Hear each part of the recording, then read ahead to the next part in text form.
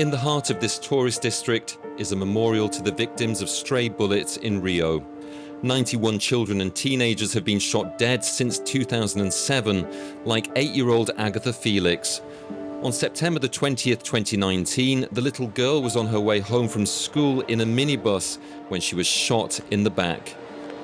5 years later, we're at court with her mother Vanessa, where the police officer suspected of being the shooter is about to be tried by a jury. I feel like I'm the one being punished because I lost my daughter. The conviction won't bring her back, but I'll be relieved to see that something has been done and that justice has been done. This is an exceptional case, as prosecutions are rare. In Rio de Janeiro, 90% of cases involving homicide by police are thrown out. I was refused a jury. So coming here for Vanessa is a bit like giving justice to all our sons. These bereaved women hope that this trial will pave the way for more. Like Vanessa and Rafaela, hundreds of them are seeking justice for their children. We meet some of these mothers more than 50 kilometers away from the court on the outskirts of Rio. This neighborhood is one of the hardest hit by violence. There are regular shootouts between drug dealers, police and paramilitary groups. Josiana Martins has lost 2 sons. The first in 2018, murdered by the militia, the Rio Mafia. The other was killed during a police operation in a favela 2 years ago. To try to overcome her grief, she's created a mother's collective. There are breathing classes to relax and a drama workshop to express themselves. 20 or so have found the courage to come here today, like Luciana. I've had 5 children and I've lost my 5 children. And I have a grandson who lives near here. If I can interact today, even if it's just a little, it makes me feel good. I live alone and it's rare that I have visitors. I spend more time in God's presence. Many are struggling with their mental health and are on antidepressants.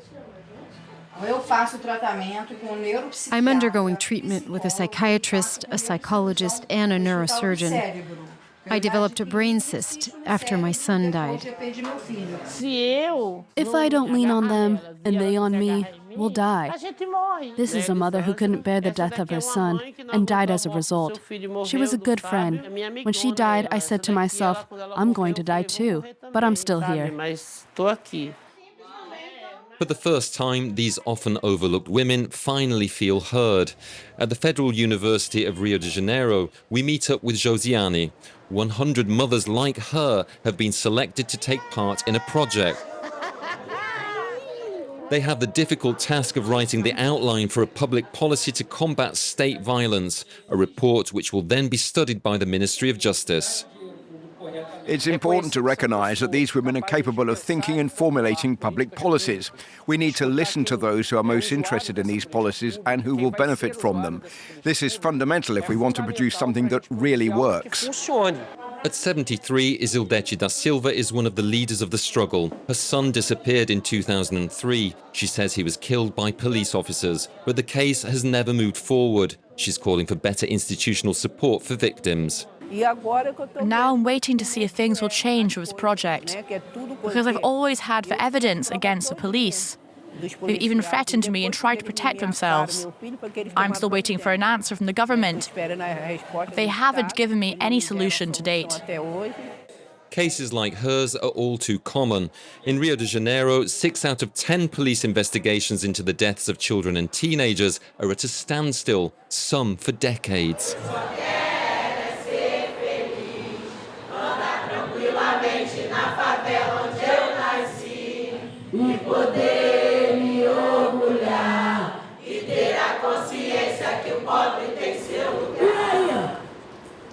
Back at court, Agatha's family remains hopeful during the 12-hour trial. On the stand, the police officer claims to have acted in self-defense and that Agatha died in an exchange of fire. A moto passou, atirou, nós revidamos e corremos para o material de construção.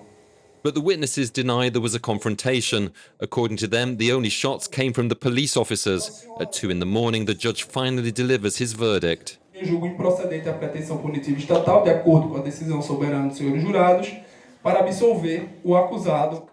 The jury agrees Corporal Rodrigo Soares killed Agatha unintentionally and refuses to convict him. Não existe justiça. Não existe. It's a shameful verdict for the family, but predictable. Last year, Brazil was condemned by the Inter-American Court of Human Rights for its lax attitude to police violence.